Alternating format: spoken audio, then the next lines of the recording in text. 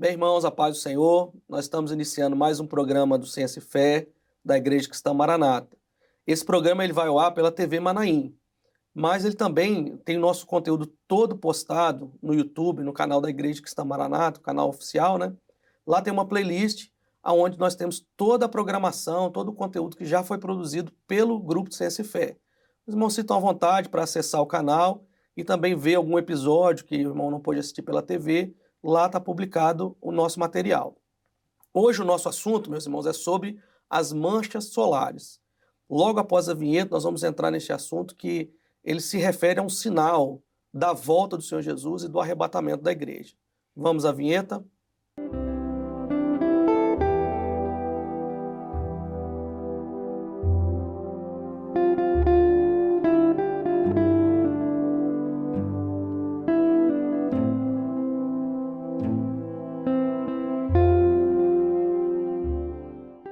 Amém, irmãos, estamos de volta. Como eu disse, nós vamos falar sobre as manchas solares, né, os sinais no Sol, na Lua e nas estrelas. Nós tivemos recentemente um evento, Trombetas e Festas 3, qual nós falamos, a igreja ela entregou uma mensagem para o mundo sobre os sinais da volta do Senhor Jesus, os sinais do arrebatamento da igreja. E é muito importante, o irmão que não assistiu esse programa, ou mesmo aquele que já assistiu, quiser relembrar, entre no canal da Igreja Cristã Maranata, no YouTube. Lá tem o programa publicado, o irmão pode assistir, e nesse programa os irmãos vão entender os sinais da volta do Senhor Jesus. Hoje, especificamente, nós vamos falar sobre as manchas solares. E para tratar desse assunto conosco, nós temos aqui a participação do pastor Miguel. Paz do Senhor, pastor Miguel. A paz do Senhor, pastor Tiago, a todos que estão nos ouvindo para mais esse assunto que nos interessa como Igreja Fiel do Senhor. Bem, pastor Miguel, como eu disse aqui no início, um dos sinais do arrebatamento da igreja é um sinal no Sol, na Lua e nas estrelas.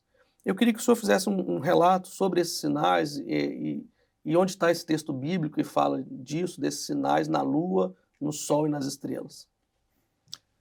Houve um momento em que Jesus, reunido com seus discípulos, ao saírem do templo, os discípulos perguntaram, falando daquela construção, e que Jesus disse que não ficaria pedra sobre pedra. Foi quando eles perguntam para Jesus, mestre, quando será essas coisas e que sinal haverá da tua vinda e do fim do mundo? E Jesus começa a falar sobre tudo aquilo que iria acontecer, sobre as pestes, os terremotos, e um texto que é diretamente ligado a esse assunto que estamos vendo hoje, está em Mateus 24, 29, que fala assim, e logo depois da aflição daqueles dias, o sol escurecerá, e a lua não dará a sua luz, e as estrelas cairão do céu, e as potências do céu serão abaladas. Então, hoje, nós vemos que essa profecia se cumpre. Breve está a volta do Senhor. E é esse assunto que nós vamos verificar agora. Glória a Jesus. Nós vamos também ter, irmãos, a participação do nosso pastor Wellington. O pastor Wellington, ele é de Natal, no Rio Grande do Norte, e eu queria desejar ao irmão a paz do Senhor.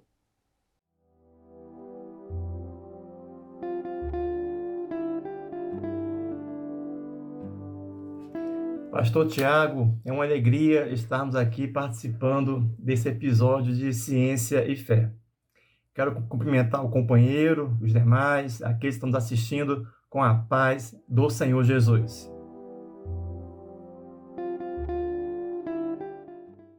Irmãos, o pastor Wellington, ele é major da Força Aérea Brasileira, né?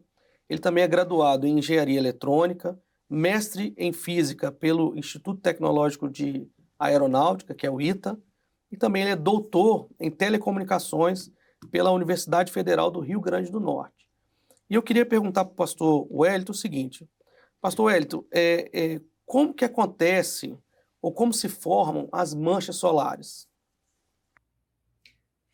Para responder essa pergunta, vamos passar antes algumas informações sobre a Terra, onde vivemos, e o Sol, onde surgem as manchas solares. A Terra ela tem um raio em torno de 6.000 6.300, um pouco mais de 6.300 quilômetros. Já o Sol, ele tem um raio cerca de 600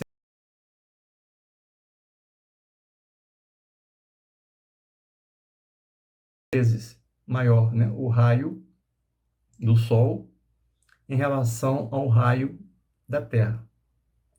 Agora, quando a gente vai calcular a superfície do Sol, de maneira mais precisa, o raio da fotosfera, que é a parte visível do Sol, a gente vê que a área era na proporção do quadrado do raio. Então, se o raio é 100 vezes maior, você tem 100 vezes 100, dá 10.000. Então, a superfície do Sol tem mais de 10.000 vezes a superfície, a área da Terra. Outra coisa, o Sol ele está a uma distância de cerca de 150 milhões de quilômetros da Terra.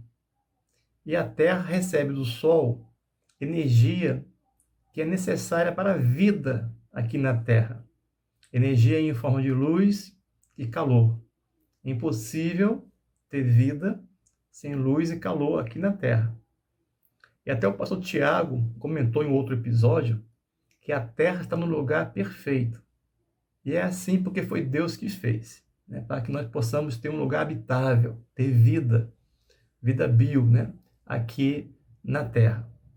Se nós estivéssemos um pouquinho mais próximos do Sol, seria muito quente. Um pouco mais distante, seria muito frio. Pois bem, então vamos ao Sol. Tem aqui uma figura que tem as várias camadas, digamos assim, do Sol. Tem um núcleo, onde esse núcleo ali tem uma temperatura muito elevada, milhões de graus. E nesse núcleo ocorre uma reação nuclear envolvendo os dois principais elementos que formam o Sol. O Sol é formado de 72% aproximadamente de hidrogênio e 26% do elemento químico hélio. E esses elementos, o que acontece? No seu núcleo ali do Sol, 2 átomos de hidrogênio, eles se unem, mas se unem num processo chamado de fusão nuclear. Os seus núcleos se fundem, formando um único elemento e gera um hélio. Então, o hidrogênio é o combustível dessa usina nuclear, podemos assim dizer que é o Sol. O resultado da fusão do hidrogênio é hélio e a liberação de uma grande quantidade de energia. Essa energia produz o que no Sol? O aquecimento. Tanto é que o núcleo do Sol ele tem ali milhões de graus Celsius, devido à reação nuclear, envolvendo grandes quantidades de energias. Daí o calor se propaga para as demais camadas, a radioativa, convectiva, a fotosfera e a corona, que é a parte mais externa. Esse calor, essa quantidade imensa de energia, ela faz com que o Sol não esteja no estado físico, nem sólido, nem líquido, nem gasoso. Mas é um quarto estado físico, talvez alguém nunca tenha ouvido falar, né? Que é o plasma. O plasma é o quarto estado físico da matéria. Como que ocorre isso? Quando nós temos o sólido, as moléculas estão bem juntas, com pouquíssimos movimentos. Quando você aquece um sólido, digamos assim, você aqueça uma pedra de gelo, você dá energia, né? Aquece o gelo, as moléculas se afastam e vibram um pouco mais. A temperatura é justamente isso, é o grau de essa energia que as partículas estão vibrando, as moléculas. Quando você aquece mais, você tem ali o líquido, depois você vai ter o gás. As partículas estão livres, se movimentando com a temperatura maior. Se você continua a aquecer esse gás, esse estado gasoso, acontece que as moléculas começam a se separar. E você começa a ter, então, átomos livres ali naquele material. E outra coisa, esses átomos, às vezes eles ganham, às vezes eles perdem elétrons. E eles ficam, então, eletricamente carregados. Passam a ser não mais átomos, mas íons. Quando eles estão carregados de maneira positiva, com a carga positiva, são cátions, com a carga negativa, eles são ali os ânions. E surge ali também outra coisa, elétrons livres. No meio desse gás todo, que é um plasma superaquecido, você começa a ter ali elétrons dentro desse meio. Nós chamamos de elétrons livres. E esse plasma está superaquecido, toda a energia que vem do núcleo vai se propagando nas várias camadas através de radiação e convecção. A convecção é aquele processo que tem da água fervendo na panela. Você bota a água para ferver, ela está muito quente, começa a borbulhar. A água quente do fundo da panela sobe, ela fica menos densa. Ao subir, ela se esfria e desce, aquece e sobe. Esse processo contínuo, né? Aquele movimento de moléculas de água ali, é a convecção. Isso ocorre numa camada abaixo da fotosfera. Então, tem uma troca de calor ali que mantém a fotosfera numa certa temperatura, que é em torno de 5.500 graus Celsius. É aí que surgem as manchas, na fotosfera. Pequenas camadas ali da fotosfera, por algum motivo que ainda é estudado, começa a se esfriar, ficar menos quente que a sua redondeza.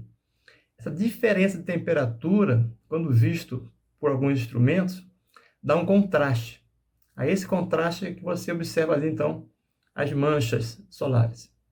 Essas manchas, elas nascem, começam a crescer, elas se movimentam, crescem, depois elas diminuem e somem. Então, há um ciclo de vida. Sempre nós temos manchas, né, surgindo e desaparecendo. Outra coisa interessante nas manchas é a quantidade de manchas observadas num certo dia. Os estudos, os registros mostram que é um ciclo. Você vem o mínimo em quantidade de número de manchas, atinge um máximo, depois volta ao mínimo. Esse mínimo, máximo, mínimo é um ciclo solar, que dura, em média, 11 anos. Em média, por quê? Alguns ciclos podem durar 10, alguns podem durar 12 anos, alguns meses. Desde que passaram a ser observados e registrados os ciclos, começaram a numerar. Então, hoje, nós estamos quase na metade, né? Estamos nos aproximando do máximo do ciclo 25. E a média dos últimos 24 ciclos foram 11 anos e 4 meses. Então, para nós termos uma ideia ali do que é uma mancha solar, a sua periodicidade, seu tempo, como é que ela se forma. Amém. Glória a Jesus. A explicação do pastor Wellington é uma explicação muito bem elaborada, né, com alguns termos. Ele Verdade. mostra ali sobre as manchas. E o que isso tem para a nossa vida, né, pastor Miguel? Para a nossa vida como igreja do Senhor. Eu queria mostrar aqui no vídeo uma foto dessa mancha solar. Inclusive, essa mancha solar, nós tivemos a oportunidade, no Trombetas e Festas, ele foi falado sobre esse sinal. E 3, 4 dias depois, né, aconteceu a notícia sobre a visualização dessa mancha solar, que é uma mancha solar grande, né, pastor Miguel? Uma mancha solar que tem 60 vezes o tamanho da Terra. E isso aqui é um sinal para nós, servos do Senhor, da volta do Senhor Jesus, não é isso, pastor? Sim, inclusive, na passagem do ano, foi registrado, tanto pela NASA, pela Estação Espacial Europeia, a maior erupção em que provocou uma explosão no Sol, é uma erupção de força, de gases, em que deixou a superfície do Sol sem a luz, sem a reação que provoca todas as explosões solares. Então, e isso nós vamos entendendo como a profecia se cumprindo, porque agora, tão perto, na passagem do ano, quantos sinais aconteceram, juntamente com essa explosão do Sol, terremoto no Japão e outras situações que cumprem o que Jesus falou, que iria se cumprir, antecipando a sua volta. Cabe ressaltar aqui para os irmãos as manchas solares, elas são naturais de acontecer no Sol, né? De tempos em tempos, principalmente por causa do ciclo do Sol, ela acontece. Mas o que chama a atenção nesse momento é o tamanho dessa mancha solar e a preocupação dos cientistas quanto a isso. Porque é uma mancha solar que é muito grande e se a erupção dela, quando acontece a mancha solar, acontece também logo depois a erupção solar, que é o Sol, ele despeja plasma sobre o universo e isso vai acontecer de atingir a Terra, né? Isso acontece, assim, frequente em quantidades menores. Por isso nós temos a aurora boreal, né, que é aquele fenômeno que é lindíssimo, porque os polos negativos e positivos da Terra desviam esse plasma. Só que numa mancha tão grande, isso preocupa porque pode acontecer de acontecer algumas situações, principalmente a parada de telecomunicação, parada de internet. Se eu não me engano, foi em 1967, aconteceu uma que parou também um pouco as questões de rádio. E isso pode acontecer, e isso bloquear a nossa internet hoje. Destruir os satélites da atmosfera, né? E bloquear a internet por um tempo. Por isso a preocupação dos cientistas, né, pastor? Quanto a essa mancha solar. Não é só uma preocupação da igreja, é uma preocupação também do meio científico, não é isso, pastor? Sim, porque o Sol, como sendo uma estrela anã, tem todo um processo em que essas explosões vão acontecendo, a massa vai se condensando e isso afeta diretamente a vida do planeta, porque a profecia vai se cumprindo e nós verificamos que o mundo está preocupado com essa situação, mas a igreja sabe que é um sinal, porque foi o próprio Senhor Jesus que falou. Glória a Deus. Eu até separei também umas notícias para nós mostrarmos aos irmãos dessa preocupação do mundo, né, em geral, com essa mancha solar pelo tamanho dela, né? Aqui nós temos aqui uma notícia que fala a mancha solar 60 vezes o tamanho da Terra, surpreende os cientistas. Naquela notícia ali embaixo ele fala da tempestade solar, que pode acontecer, o que eles chamam de apocalipse da internet, que é o que nós falamos aqui, de um tempo, presume-se que até 8 meses para você conseguir restabelecer a internet no mundo, se acontecer essa erupção solar no lado da Terra, né, para o lado da Terra, porque o Sol também tem um movimento que pode acontecer para o outro lado. Mas essa preocupação é uma preocupação do meio acadêmico, mas é também para a igreja um sinal grandioso da volta de Jesus. E isso nós conseguimos observar hoje, né? Se isso acontecesse há 100 anos atrás, muito provavelmente a gente não observaria. Então você vê que a própria tecnologia vai aumentando e vai proporcionando nós visualizarmos isso no espaço e se cumprir para nós a profecia do Senhor. E com isso até, pastor Miguel, eu queria chamar mais uma vez a participação do pastor Wellington, que ele vai falar para a gente quais os instrumentos são usados para observar as manchas solares. E eu vou falar aqui a respeito de duas sondas. A primeira é a SOHO, que foi lançada em 1995, há 28 anos, muito tempo. Ela tinha um tempo de vida estimado de 2 anos, mas já está há 28 anos, ainda está em operação, fornecendo dados. Essa sonda, ela fica a uma distância de 1,5 milhão de quilômetros da Terra, orbitando em um ponto chamado primeiro ponto de Lagrange. Tem aqui o esquema para mostrar aqui. Esse ponto, ele é um ponto de equilíbrio entre o campo gravitacional solar e da Terra. Dessa maneira, é possível manter um veículo ali em órbita com gasto mínimo ali para manter aquele sistema gastando a menos energia possível e pode permanecer durante muitos anos, né? E há vários objetos, satélites, sondas que utilizam essa propriedade desse chamado ponto de Lagrange, tá bom? Essa sonda, a SOHO, ela tem 12 sensores. Comparando com o corpo humano, é como se nós tivéssemos 5 sensores, né? Os olhos, a visão, a audição, o olfato, o paladar, o tato. A sonda tem 12, você consegue perceber imagens, campos magnéticos, elétricos, partículas, com 12 sensores diferentes, monitorando assim toda a radiação e partículas que vêm do Sol. E por que isso aí é importante? Para prever até os possíveis prejuízos que uma radiação excessiva vinda do Sol pode causar à Terra. Por quê? Porque pela distância que nós temos da Terra até aqui, do Sol até a Terra, quando você vê algo acontecendo no Sol, a luz visível ali, ela vem na velocidade da luz, você percebe essa informação cerca de 8 minutos depois.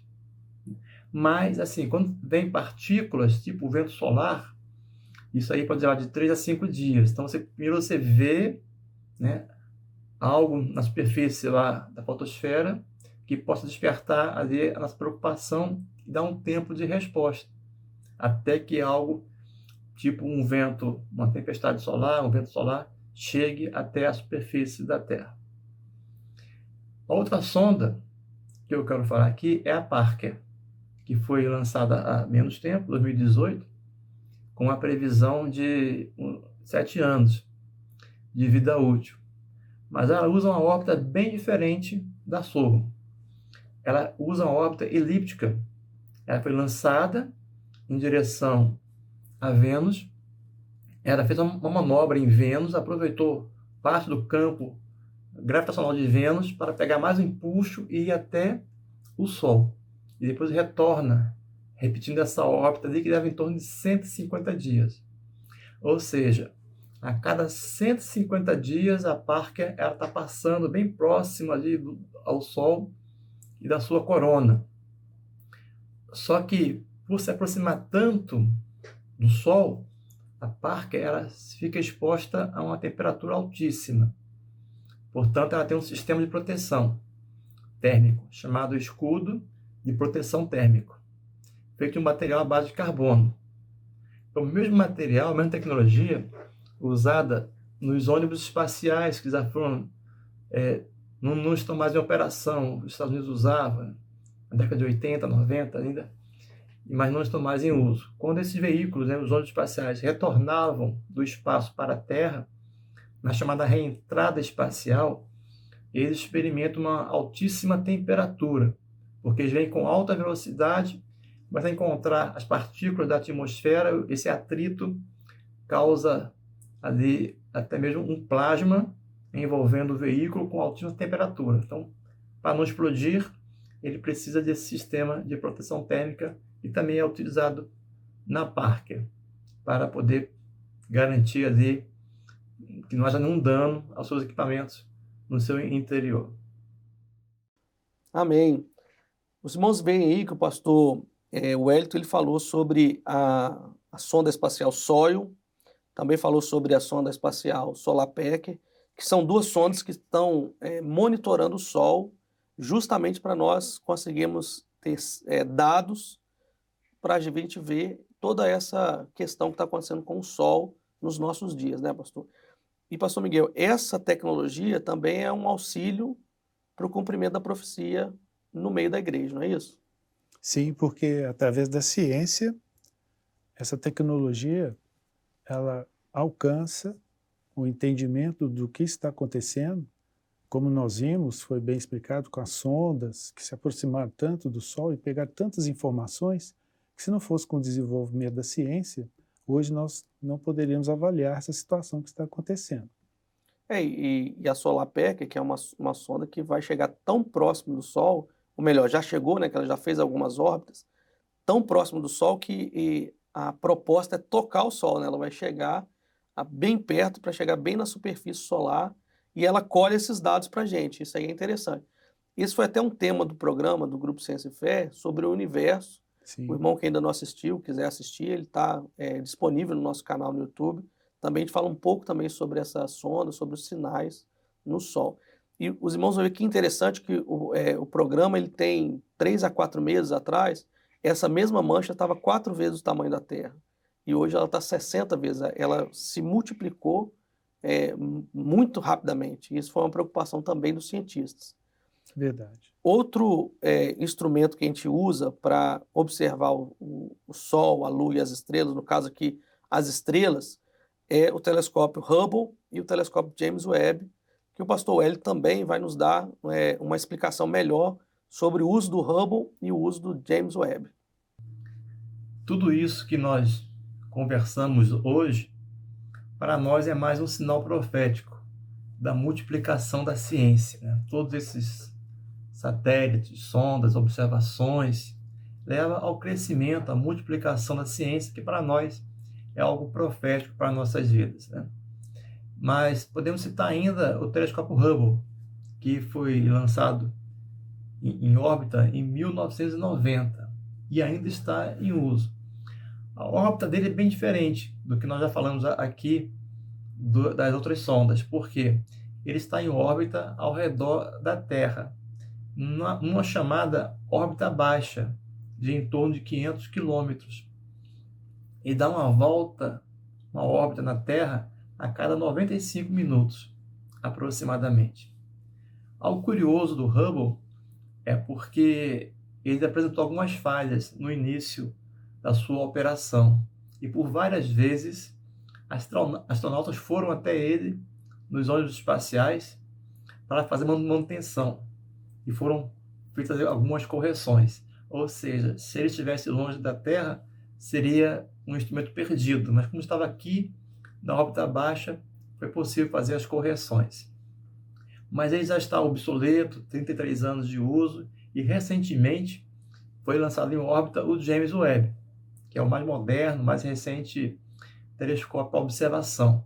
O objetivo do James Webb é ver as galáxias distantes, olhar para fora do nosso sistema solar, tentar compreender a formação de galáxias e estrelas. Ele foi lançado 25 de dezembro de 2021, ou seja, completou agora, né, dois anos de operação, e tem trazido uma grande quantidade de informação que vai revolucionar todo o entendimento da ciência, porque a ciência ela é assim, ela não é absoluta.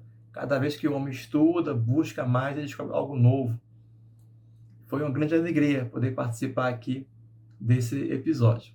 Um abraço, a paz do Senhor Jesus. Então, meus irmãos viram aí através da fala do pastor Wellington o uso do Hubble, o tempo que o Hubble tem, né, e o James Webb, que é um telescópio mais novo, que está nos dando uma visão melhor daquilo que é o universo.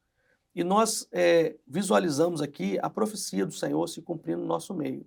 Até mesmo esses equipamentos, eles são fundamentais para nós visualizarmos essa profecia, né, pastor? Sim, é verdade. E quando nós observamos tudo aquilo que Jesus falou, nós aplicamos o ensino que ele tem dado para nós. No Velho Testamento, a luz, no sentido de or, em Gênesis fala que na criação, quando a luz que iria passar, que perecerá. Em Gênesis 1,16 fala, e fez Deus os dois grandes luminares, o luminar maior para governar o dia e o luminar menor para governar a noite, e fez as estrelas.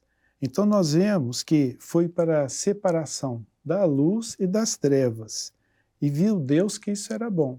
Mas essa luz, que fala or, que é da obra criadora, ela vai passar. Igual nós estamos vendo, Jesus, quando aplica os seus ensinos, ele usa a obra criadora, porque como verbo de Deus, ele sabe, ele criou todas as coisas. E a luz do sol, ela vai passar. E isso é um sinal, tanto que ele falou com os discípulos, e hoje o Espírito Santo tem falado à igreja, e a igreja tem ouvido e entendido essa profecia. Mas para nós, o que é importante, pastor Tiago, e todos que nos ouvem, é a luz fós, que é a luz que fala da obra redentora. Essa é de eternidade a eternidade. E quando Jesus falou lá em João 8,12, e falou-lhes, pois, Jesus outra vez, dizendo, eu sou a luz do mundo. Quem me segue não andará em trevas, mas terá a luz da vida. Então, essa luz é a revelação que Jesus nos deu. E o Espírito Santo hoje está revelando para nós todos esses mistérios, esses segredos, que a ciência com toda essa tecnologia, ainda não sabe como explicar. Mas a luz foz, a revelação que Jesus nos dá através do seu Santo Espírito, é que nos faz atentos e vigilantes, porque breve ele virá buscar a sua igreja fiel. Glória a Jesus. Bem, irmãos, nós estamos chegando ao final desse programa e o interessante é que nós mostramos aqui hoje sobre alguns sinais da volta do Senhor Jesus na obra criadora, como o pastor Miguel falou. Mas um grande sinal da volta do Senhor Jesus no meio da igreja é isso que o pastor Miguel falou agora. O Espírito do Senhor está sendo derramado sobre a igreja Glória a Deus. e o Senhor tem dado revelações maravilhosas, preparando a igreja para o grande dia da volta do Senhor Jesus, o grande dia do arrebatamento da igreja. Glória a Deus. E isso é o que nós ansiamos estar com o Senhor na eternidade. Nós ficamos por aqui com esse programa. Eu quero agradecer ao pastor Miguel por estar conosco, remotamente ao pastor Wellington, e desejar a todos os irmãos a paz do Senhor Jesus. Da paz do Senhor, irmãos.